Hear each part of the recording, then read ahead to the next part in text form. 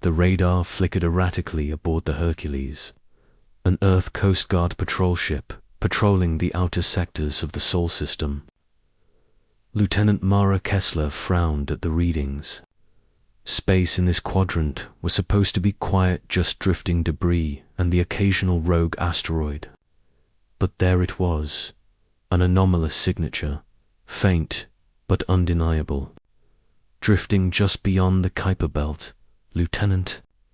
That can't be right, muttered Ensign Rico, her young hands hovering nervously over the controls. It's not in any registry. Not human, not alien.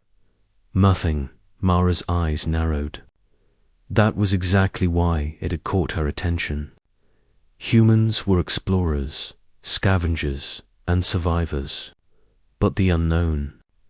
That was a call to action. Plot a course. We're going to investigate, Mara ordered. The Hercules hummed as it engaged thrusters, leaving the well-charted orbital paths behind and plunging into the dark, uncharted regions of space. Hours passed in tense silence, broken only by the occasional system check and the low hum of the engine core. Finally, through the thick veil of cosmic dust, a shape emerged, a hulking spaceship, half buried in the debris of a long-dead comet. Its design was unlike anything humanity had ever seen. Sleek, angular, and terrifyingly elegant, it floated silently, as if it had been waiting for someone to find it. Holy, Rico began, but Mara cut her off. Comes alert. Make no contact yet. This could be anything. Mara had spent her career in the Coast Guard dealing with rogue asteroids, piracy, and stranded vessels. But a lost alien spaceship, that was new and dangerous. They initiated a scanning sequence. The hull was coated in an unknown alloy, resistant to their most powerful scanners. The life signs, however, were faint but present. Lieutenant, I'm getting something, Rico said, her voice trembling.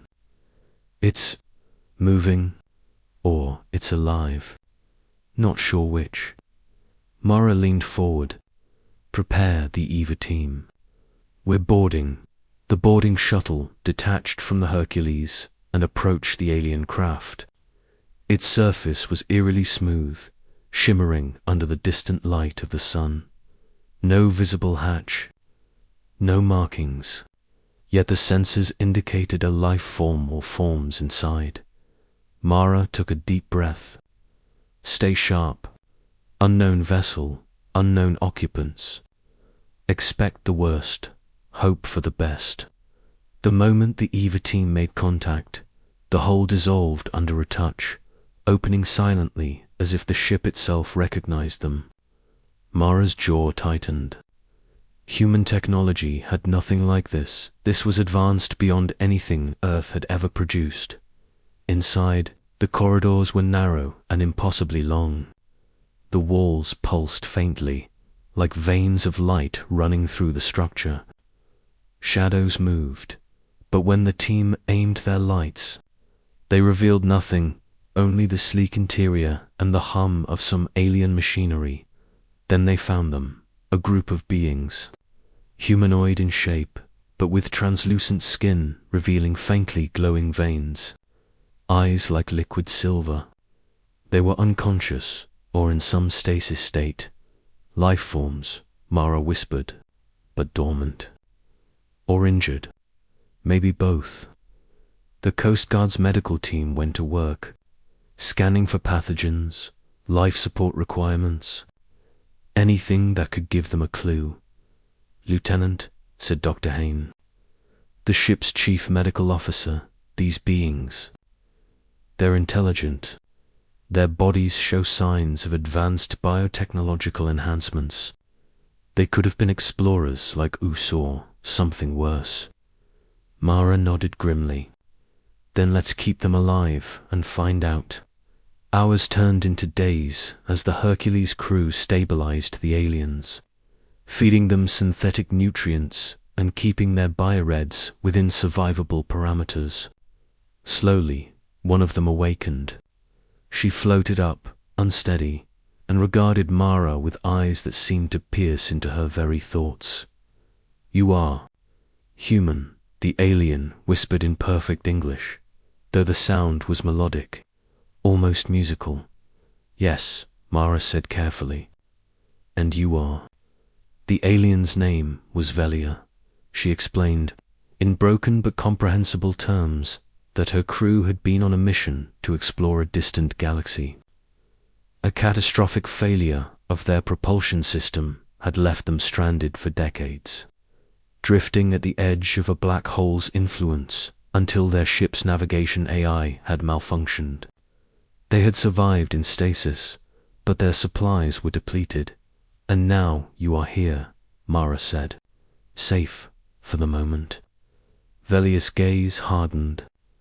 "Your kind finds what it does not understand. You are different from other species." Mara smiled faintly. "Different in a good way, I hope."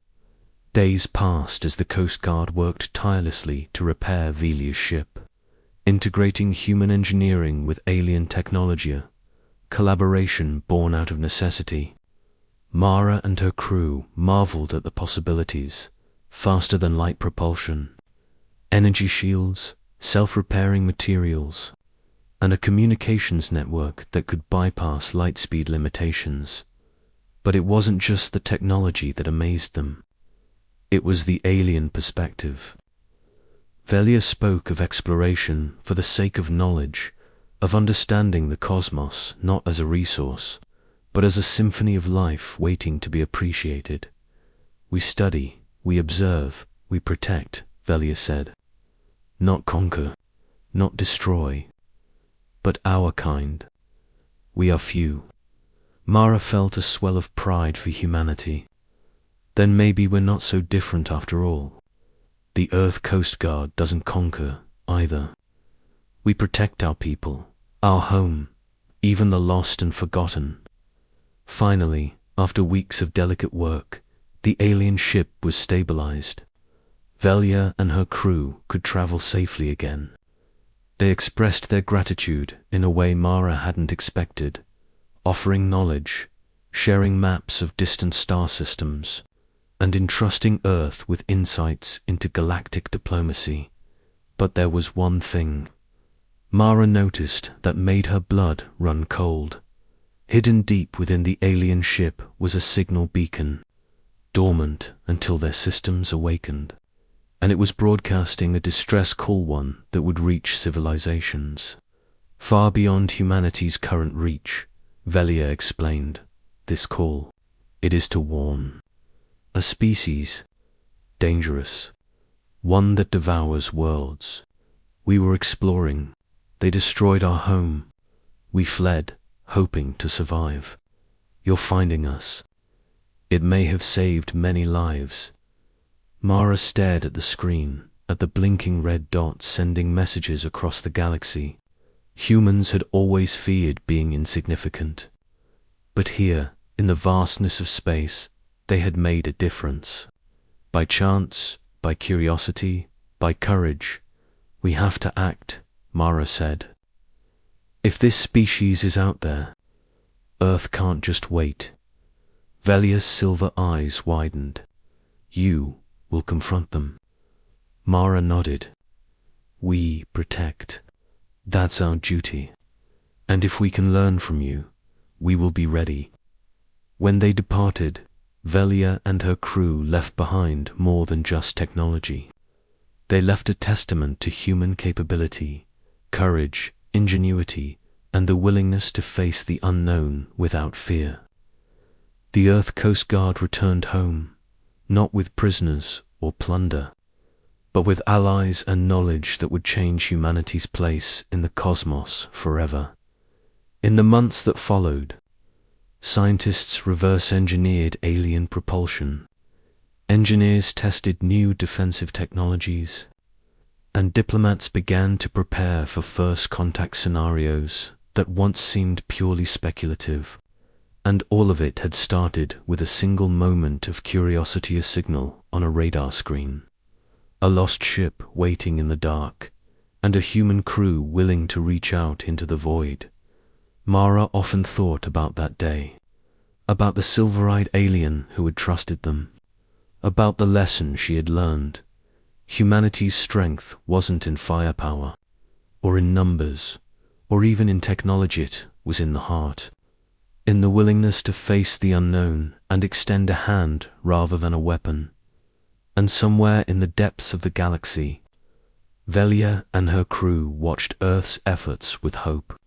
Perhaps, they thought, humanity was ready to take its place among the stars, not as conquerors, but as guardians, because sometimes the most stunning discoveries weren't about alien ships or advanced tech, or even survival. They were about the discovery of what humans could become.